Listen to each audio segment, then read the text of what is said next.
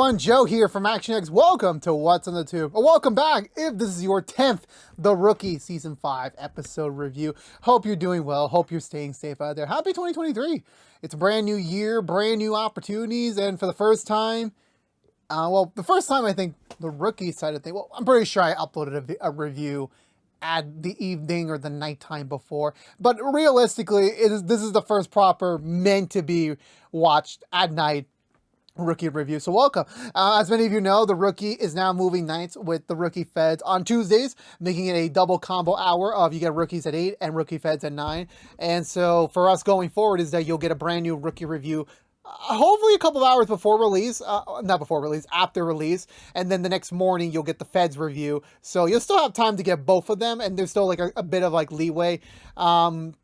For me, I was a little bit delayed today because I had a little bit of a personal issue to deal with, but other than that, we seem to be smooth sailing. And to kick off this this new night, the Rookie Universe night, it is a crossover. And honestly, this felt like more of a crossover. It still felt a little bit like kind of how the last crossover one where like it was basically title based only, like this is a certain case.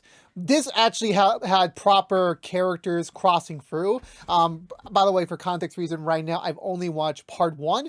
I have 30 minutes to go before part 2 gets erased from my DVR. So I'm not trying to hurry up here, but like I'm just trying to emphasize that I haven't watched part 2 yet, and I really want to do it because right now, like, yeah, it's still the one scene came, unlike the last episode, the last crossover episode where it was kind of like, it was Rosalind and then like the aftermath of Rosalind, where Feds took over the aftermath in relation to something else related to Rosalind.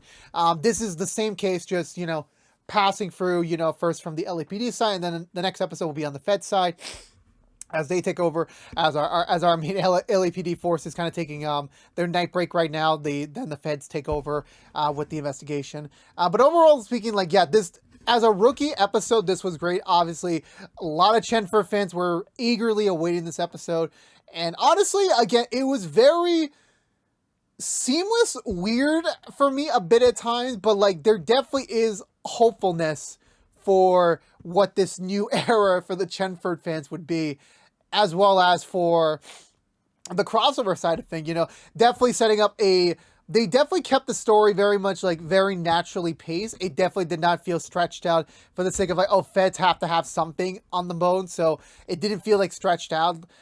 So it allowed more time for levity, as well as, you know, the usual, you know, the rookie storyline to like keep going a little bit with certain characters and everything. So everything felt natural, which was great. How feds will follow up, we'll see. Cause like I've seen crossovers where like they had great episodes, but then there's something episodes, and then the overall crossover was like good. So we'll see. Again, I've watched enough Arrowverse crossovers to know, yeah, then, you know, things can happen at certain points.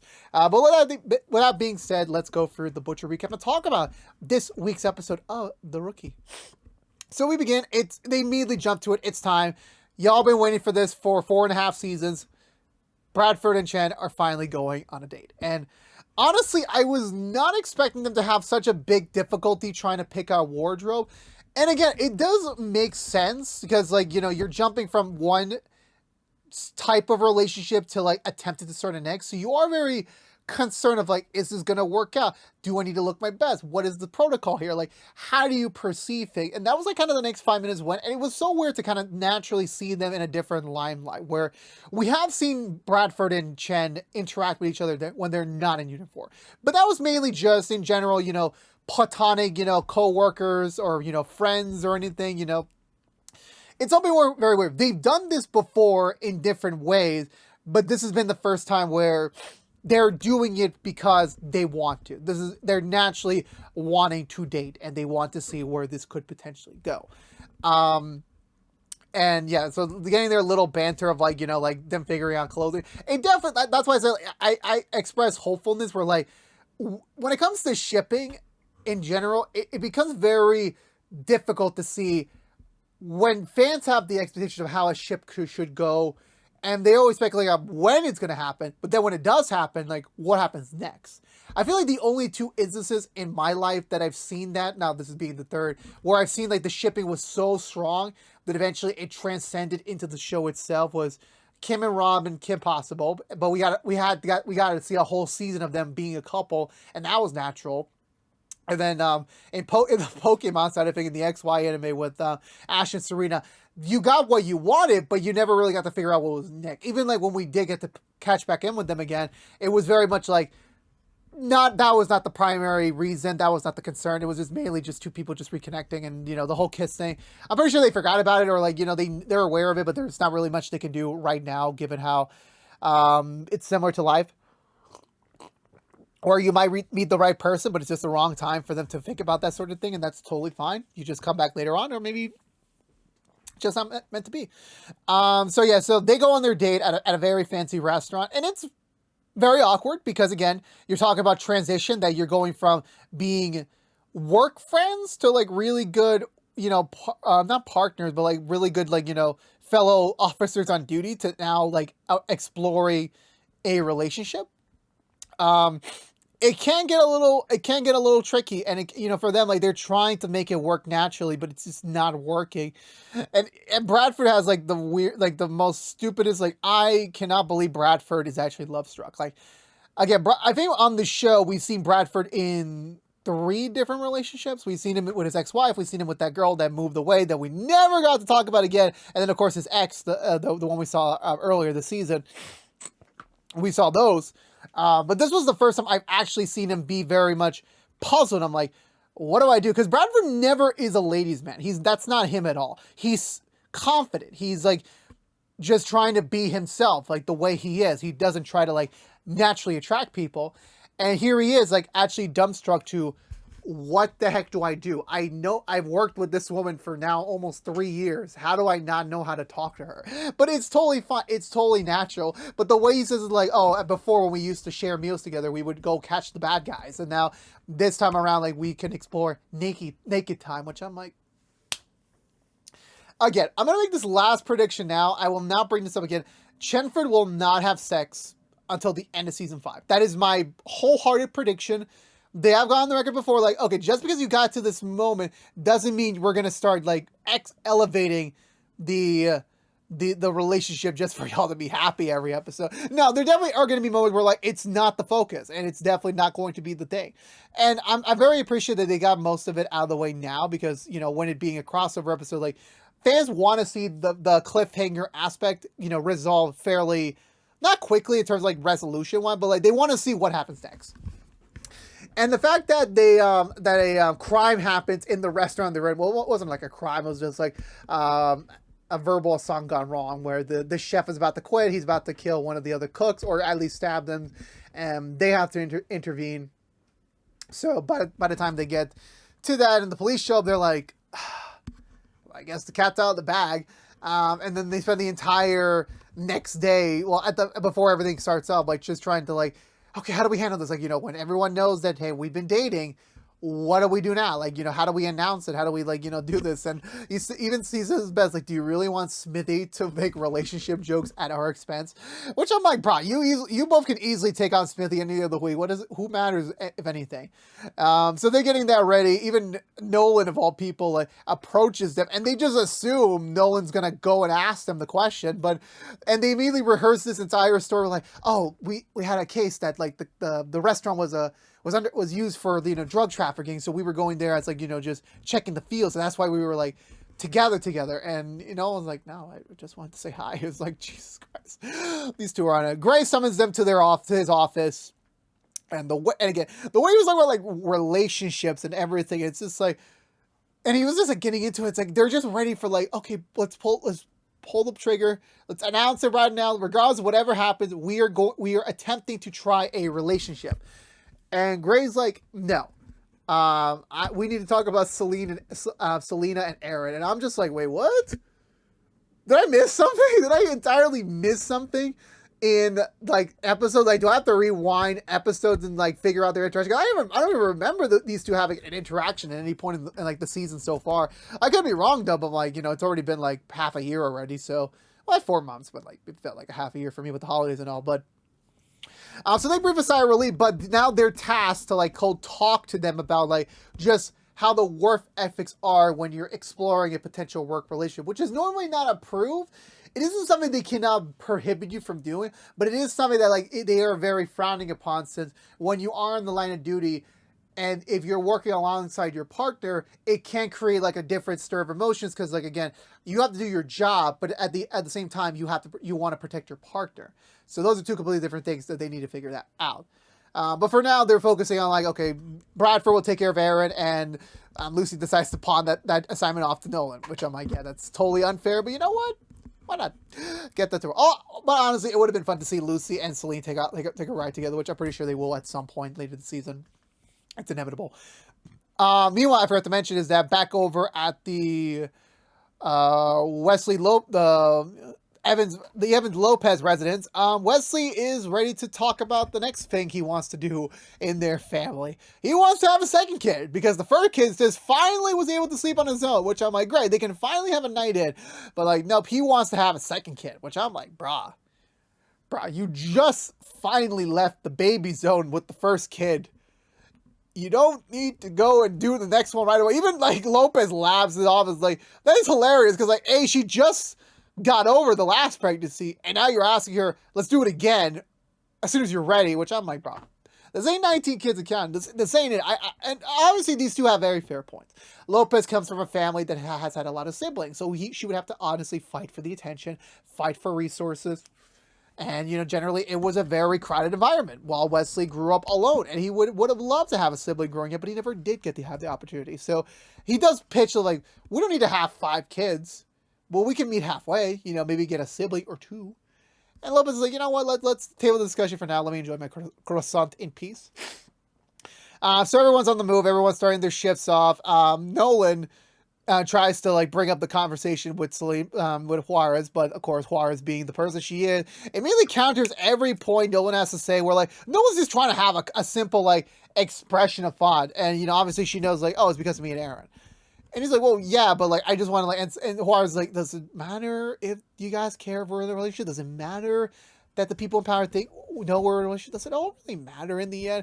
And Nolan, being like the very much like the dumbfounded person he is, like, he is a TO now, but in certain aspects of life, he just doesn't know what to say. And that's totally what makes Nolan such a likable character. Like, he doesn't know everything. He doesn't know the exact right things to say. And this is one of the moments where I just love his character so much.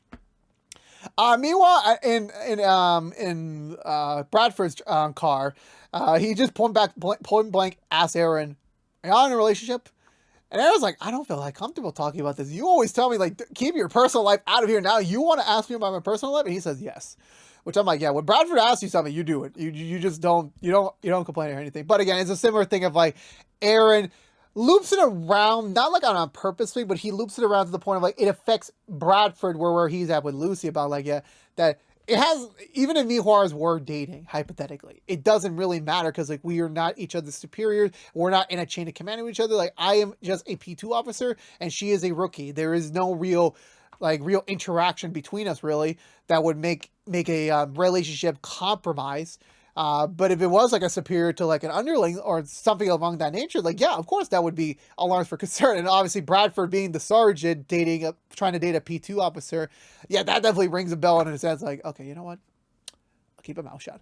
Anywho, Harper and I forgot her husband's name. I apologize. They're off doing some bank things for the family. I'm pretty sure they're setting up a college fund for Lila right now, and that's kind of like what their priority is today. And they're just talking about just the college aspect of like, you know, oh, she's gonna get into college, she's gonna get a full scholarship, right? Which I'm like, damn,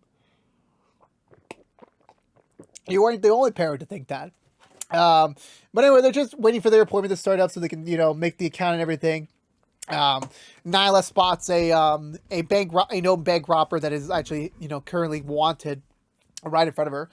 Knowing that she has to approach this delicately, she trains her husband to carefully leave the bank, identify the 2 people that are the known accomplices for this case, recognize the point details about them so that the officers, when he does call the police, knows who they're looking for. And of course, obviously, he's scared because like he has never really done this before, so he's getting a little nervous. But Nyla manages to keep him calm and like keep him proceed, and he manages to leave without warning. Eventually, Harper holds up office in the main bank teller's office when the bank robbery begins. So they immediately go into like get the money, go into the safety deposit box and everything. Nyla was just waiting for position to like get the police involved here, which they slowly start to come to on that front. But however, by the time, however, a citizen that was already in the office is let's call it a proactive citizen and tries to intervene himself by, because he has a weapon and everything, so he tries to like go in and like stop them, but he fails epically. He gets shot in the arm, and then he actually shoots another person in the arm. And then so they have no choice but to engage fire and, begin planning their escape route fairly quickly. Bradford and oh no, I forgot his name already. Aaron are the first to respond to the scene. They're assessing the situation carefully. Harper's husband shows up and gives them the information they need, so just in case if they lose them, they have a description of the two individuals. Eventually, once the robbers know that something's up here, they use the people to like try to make a getaway, but that doesn't really work that well. So they split up. He gets into his getaway car, but he doesn't wait for his accomplice, so the accomplice has to go on foot, while Bradford and Aaron decide to go follow suit. But regardless of that, thankfully, well, not thankfully in the more like Nolan and Juarez managed to like briefly intervene on the driver, but after he shoots his gun into their engine, their shop is down, so they're not really able to pursue forward. So most of them regroup back at the bank, and Bradford and Aaron continue on to go find the other accomplices on foot, because they know they're not going to get another chance to go after them. So they regroup. So it's Lopez and Gray are the first to respond with Harper. They're getting all the information. At first they were just assuming it's two, but she gets a hunch that there's probably a third one involved, just because she knows this by now. She probably has that guesstimation. Nolan and Juarez show up, given their update that they were unable to stop the driver because their shop got totaled. So there's not really much to do. And then we come into our actual crossover character, and it's so refreshing to actually see the main interaction between the stars. Like, it was so great to see. So it's damn, it's been a while since they did Feds, because Feds wrapped up in November and Rookie ran over December, so I'm a little bit more knowledgeable on that. So it's Simone and Carter. They show up. We got a brief aside about like Garza's update. So Garza is in the hospital right now. He was recovered from the graveyard, so he's still in progress of feeling better, but he's not on hand for this investigation, so they're on task to do it. Immediately Simone is already vibing off Juarez about like, Jupiter and something like that. I really don't know. I lost attention there, but the feds are going to be helping out with Point on this investigation, so they're going to be teaming up to see if they can find like one of the people that's involved in the safety deposit boxes. They find one, incriminating one. So the team of Nolan, Juarez, Simone, and Carter go check in on the guy who's literally on his way out wearing a bathrobe and holding his goldfish tank, which I'm like, what the hell are you even thinking of, dude? What the heck are you even thinking? At first he's like, does the stupidest lies to try and get out of like, bro, you're talking to two cops and two feds. You're not going to get out of this easily. And he does express like, yeah, I hacked the FBI.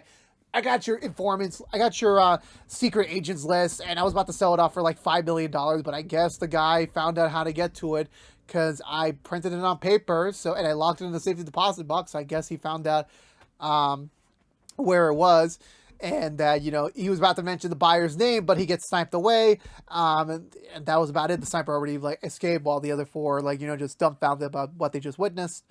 So they regroup back at the station.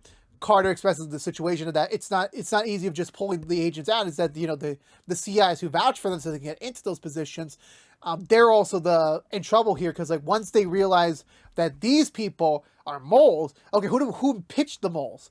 We go after them too. So it's not just like, oh, it's the moles' fault. It's also those CIs' faults too. So they got to be really delicate and get that list back before it gets out there.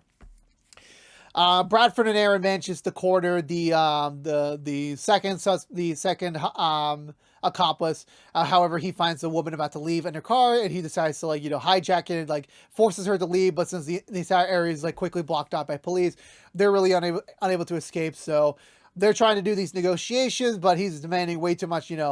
I just want to get out of here. Just let me go. And obviously, considering the fact that's literally their only lead to the other guy, they got really no choice but the matter to try and give it up. But Bradford, being Bradford how he is, he has a plan. So they fake an ambulance trying to delay one of the squad cars backing out, and it works. It does distract them, and thankfully it allows Bradford to go underneath the car, drills a hole, throw some pepper spray in there, and it disarms the guy long enough to get the woman out of there. So they immediately get him, and by that time period, they already confirmed from Lila and Lopez that like, yeah, there is another accomplice. There's a third one, and they're looking around the footage, and they found out like, yeah, the woman who was shot in the arm, ironically, was the third accomplice. So she's in the hospital right now, so they should be able to get a lock on her too.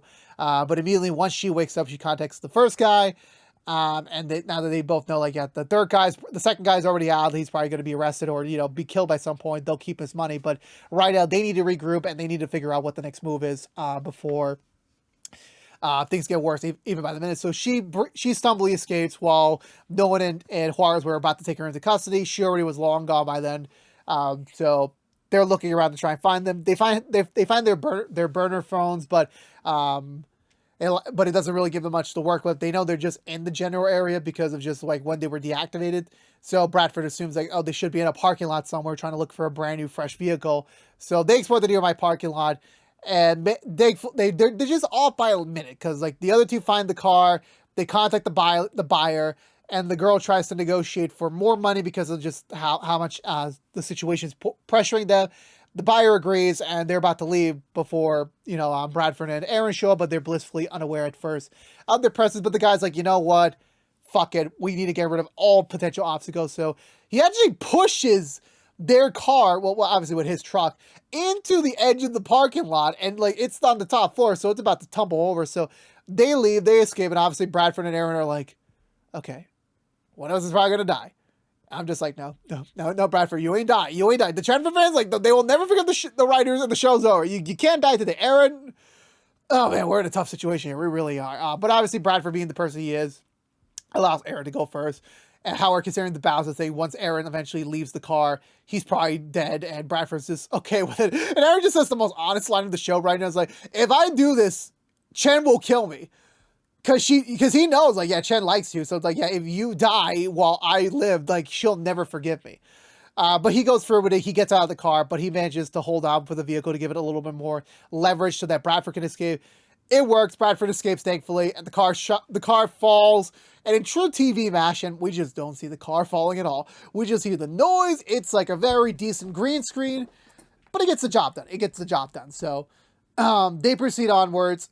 They notify everyone about the truck going away. Nolan and Juarez being close by. They actually find the truck off the side of the road. But when they go inside to go check the vehicle, the woman's gone. The man is dead, and obviously the list is taken alongside too. So that really kind of ends their investigation on that front for now, because like she's in the win. So there's nothing really much they could do today. Anything else if I can remember before? I think that was it. I think that was it. So like we regroup back at the station. Greg gives the news like, yeah, so one guy's dead, one's in custody, and the real one is in the win. So sadly, everyone that's on duty today now are like off, and the night team takes over. So it's on to you guys now to like fix this up, which I just love the way Greg just passes off to them like, yeah, the night team ain't gonna do shit.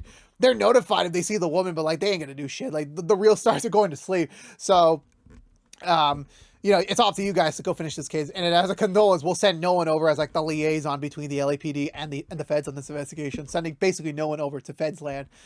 And then so I think that's about it. I want to say, I'm trying to like think if there was anything else going on before we really wrap it up.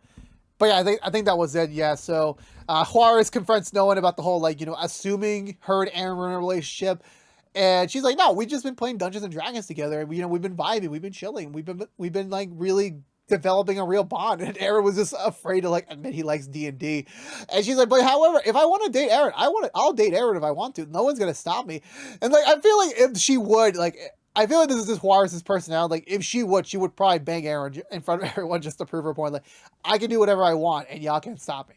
Because, like, it's my personal life. It's not your ethics question to, like, determine that. And even, like, Aaron's like, I'm down to go down out with you. But I'm a Secretarius, and she's like, nah, I'm out, bye. But, like, she still says, like, the point is, if I want to date an officer, and it's not in my chain of command, I will date an officer. Like, that, I shouldn't be prohibited to doing that. And Aaron just says, like, the funniest line, like, yeah, that's always why everyone runs away from me. I'm like, sure, dude, sure. Yeah, so Lila meets back up with her husband back at the house, and they're talking about just like, despite everything being fine, the whole day was saved, everything was fine, they're both alive. There was still a chance, there was still a universe out there where they both died.